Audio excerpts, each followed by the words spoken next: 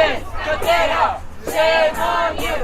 Immigrants are people too. Seeing today's Saturday, it's a sunny day. Even though it rained just recently, we have more than 50 people here chanting, as you can hear them. There are people here from Homestead. There are students from Miami-Dade College. There are business owners from the community. There are people from every walk of life here, and so there are documented, undocumented people who are, in the process of getting papers.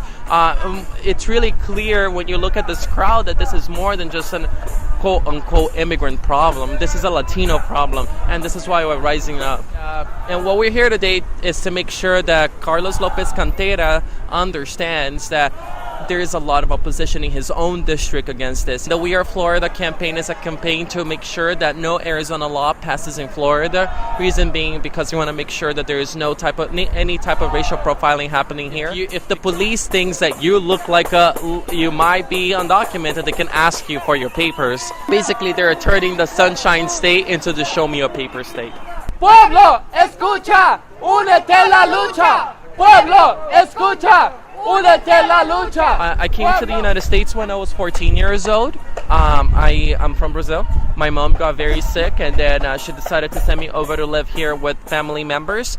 And came on a tourist visa. I overstayed my visa, and that's how I became undocumented. We pay out-of-state fees, which is basically 3 times as much for us to obtain our education. We don't have any type of access to financial aid, very little access to scholarships. We can get a license, so then people say, well, why are you driving without a license? Because we're not allowed to get one. When people say, why don't you get documented? Oh, go back to the line. I wish there was a line that I could go back to, but there is absolutely nothing, no recourse for me, even though I came at 10 years ago when I was 14. Every time I come to a protest like this and I see people uniting under the same banner, saying that they are for not only immigrants, this is a human rights issue, and when I see that, that gives me hope that the change of history will come. With time, things will change. But right now, what we see is the opposite, right? Like, instead of inclusion, they're trying to exclude us.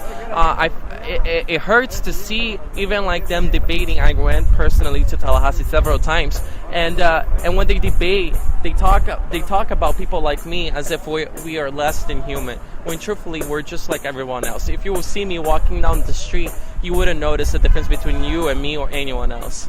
Pedimos que la delegación de Miami-Dade haga todo en su poder para mantener el respeto y el orgullo a la comunidad inmigrante en la Florida.